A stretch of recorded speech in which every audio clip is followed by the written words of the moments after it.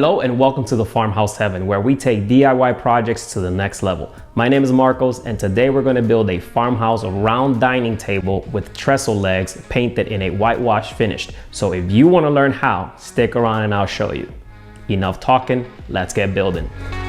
I'm building a 52-inch tabletop, so I'm cutting these 1x12s to roughly 54 inches long, which I will then use a circle cutting jig to cut to size. For this project, I decided to utilize different grades of pine ranging from 1x12s, 2x12s, and 4x4s. I placed my tabletop pieces on my workbench to define my circular cut. I wanted to reinforce the joints with some pocket screws, so I'm drawing out a circle in order to identify where to place the pocket holes in order to hide them later, but most importantly, avoid hitting them with my router. I have to admit, this is the first time I'm using 1x12s to build a tabletop, so I was kind of curious how it would all turn out. Once I have everything marked, I drilled 3 1/4 inch pocket holes on the bottom side of my tabletop.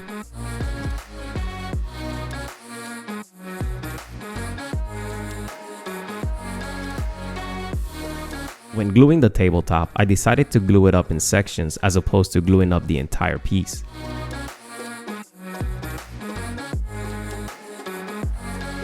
I started with the 2 outer sections first and added some 1 1/4 inch pocket screws.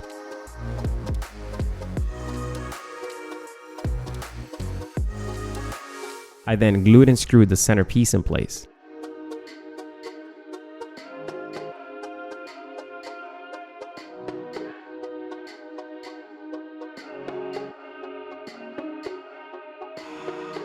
I then moved on to adding the remaining panels underneath my tabletop by adding tons of wood glue and 1 1/4 inch brad nails. Essentially, I built a picture frame underneath to provide additional support. You'll understand in a few minutes.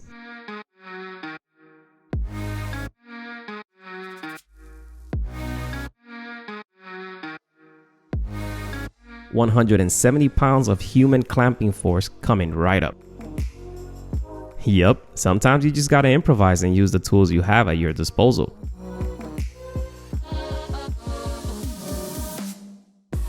As the glue dries, I move on to table legs. Since I don't own a joiner, I use a piece of MDF and some shims to straighten out the boards while running them in a planer. I'm using my planer to flatten these 2x12s as much as possible to avoid a ton of sanding later. I use a pencil to scribe lines across the top of the board, and this provides a rough indication of material being removed. I make sure to remove very little material with each pass to avoid sniping. I also run my 4x4 a couple of times through the planer to get it to the desired dimension. Finally, I ditch the MDF board and use the flattened side as my reference to remove the desired material. Depending on the condition of your board, it may take quite a few passes back and forth, but take your time, it is definitely worth the patience.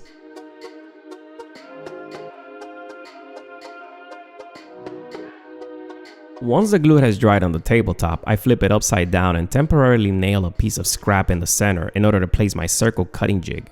I'll leave an affiliate link in the description below where you can purchase one just like it. This doesn't cost you an extra cent, but it does help sponsor this channel. And if you aren't already following our Facebook page, go ahead and head over there after watching this video for more pretty cool DIY projects. Since I don't have a plunge router base, I drill a small hole close to the circle I previously drew to insert the router bit. Now I don't cut the entire piece in one single pass. First I cut approximately 3/8 of an inch with a spiral bit. Next I grab my jigsaw and cut the excess portion off, making sure not to get too close to the circle.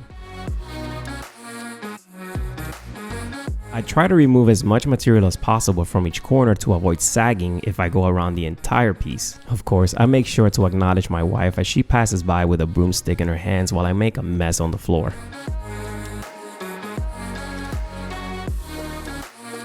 Then I grab my palm router with a reverse flush trim bit. The bearing rides along the groove I previously made with the spiral bit. I had to make 2 passes to finish the cut as this bit was only 1 inch thick and the tabletop was 1.5 inch thick. I also managed to make a bigger mess on the floor, and you can only imagine how thrilled my wife was when she walked by again. I just didn't get a chance to capture that on video. Next I moved on to smoothing out the edges with my favorite tool, the never-ending sander. I sanded the entire surface with 180 grit this go around.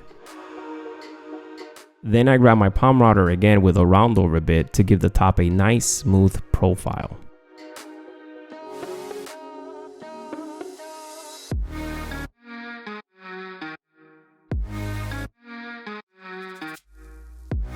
Time for table legs. I set up my stop block to 38 inches.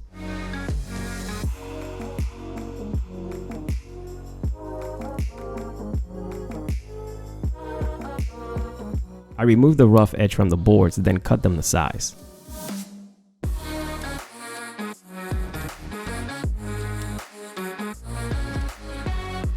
Next, I take them to the table saw to rib them to size. First, I use the flattest edge and rib to 3.5 inches. Then I move the fence to 3.25 inches, flip the board, and run the opposite side for some pretty clean edges.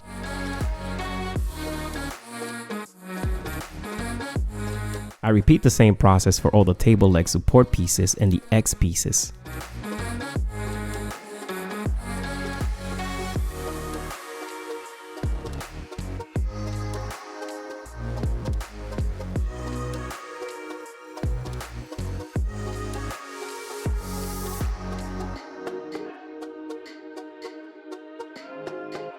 I had some extra lumber laying around, so I rough cut my X pieces to around 23 inches long. This came in really handy later on.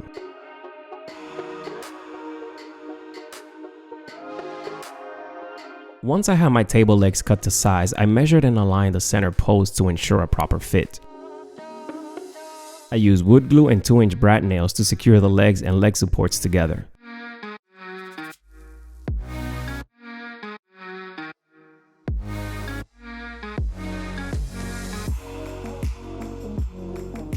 Make sure to take your time and line these up properly to avoid excessive sanding later. You can always cover the holes up later with some wood putty. Once I had a set ready, I checked to make sure they had a good snug fit. Don't worry, these will be glued and screwed later on as well. There shall be no rocking or squeaking on this table.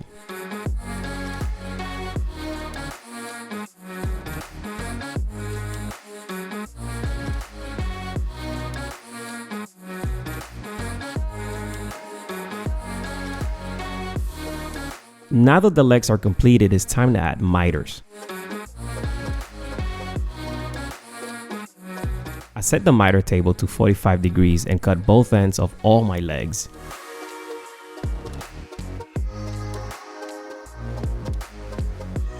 I also mitered my X pieces at 45 degrees, but remember not to throw away the excess material. I repurposed these scraps and mitered a 45-degree angle in the opposite direction to use as table leg feet. Kinda, sorta, you'll see what I'm talking about later.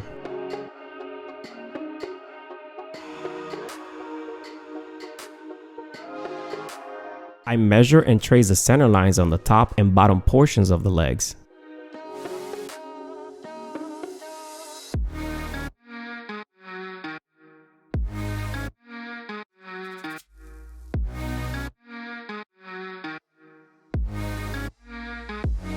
Then I add wood glue, drill pilot holes, and drill 2.5-inch screws from the bottom side of the legs.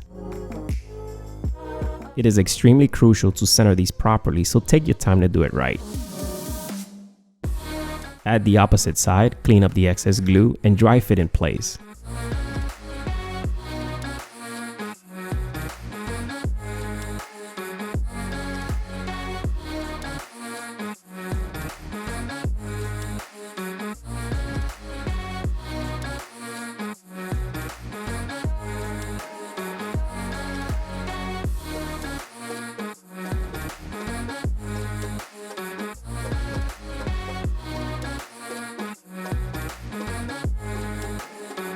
At this point, you are either gonna dance or curse. I can almost guarantee it.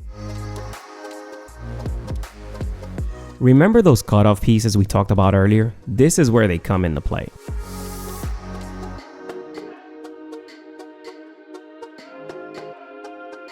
I decided not to glue them just in case the client didn't like them, so I just pre-drilled some holes and added 2.5-inch screws.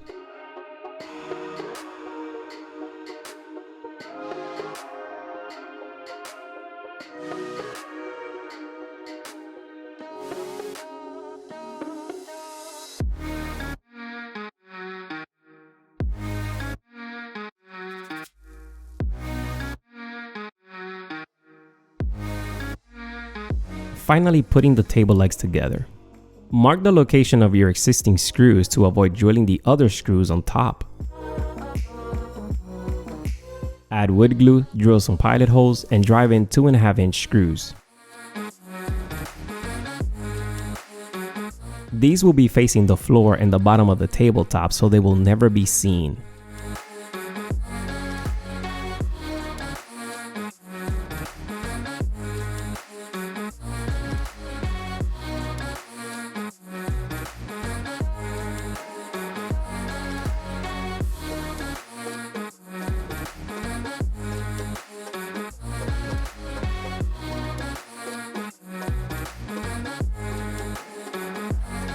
I decided to add pocket holes to the top side of my table legs in order to hold the tabletop in place. I kinda got carried away and drilled more than I needed, but at least I know this thing will never come loose. I ended up putting 2 on each side of each post.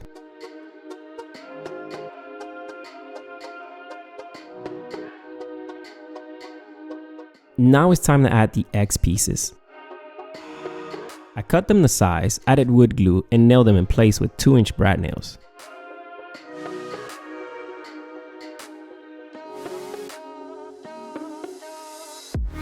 I filled all the holes with wood putty and caulked all the way around the seams.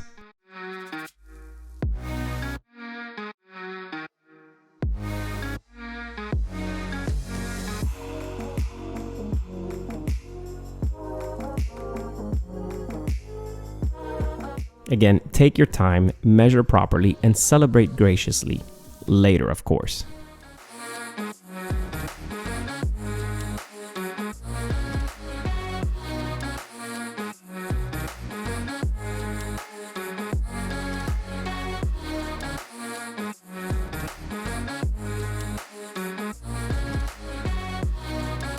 I then added more wood putty to the tabletop and continued my sanding saga. I sanded everything with 220 grit this time around. Finally, we move on to painting. Now, I'm no expert, but I'm just using some chalk paint for this project. Since this is going to be whitewashed, I will be sanding the paint down to the surface anyways, so a little of this stuff goes a long ways. Just use caution when applying and smooth out your brush strokes as you paint around. Now, believe it or not, I only put a single coat of chalk paint on this table as I really wanted the wood grain to show through. This paint dries very quickly and it's very easy to leave streaks all over the place. Even though I wanted to distress it, I wanted a smooth finish across the project. I made sure to brush along the grain at all times and soften the paint strokes across the surface. This eliminates a lot of sanding later on, and I will do anything to cut back on sanding. For distressing, I used 220 grit and very lightly sanded the surfaces.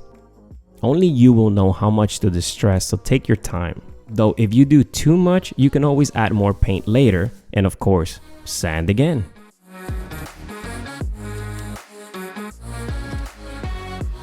Now for clear coating, I definitely added multiple coats. 4 pretty thick coats of poly to be exact. I added the first coat, then sanded with 800 grit, followed by a second, third, and fourth coat and 2000 grit sanding in between.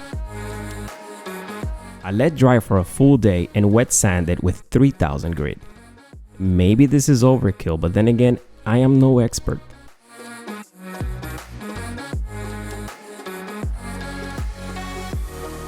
And finally, installation. I start by measuring 3.5 inches from each corner and mark a line. Then it's all a matter of centering the legs in a diamond shape to provide ample support across the tabletop, or rather, the table bottom. Now, I'm still debating on creating build plans for this table, but if I do, I will leave a link in the description below to our Etsy store, where you can purchase the plan and help sponsor this channel.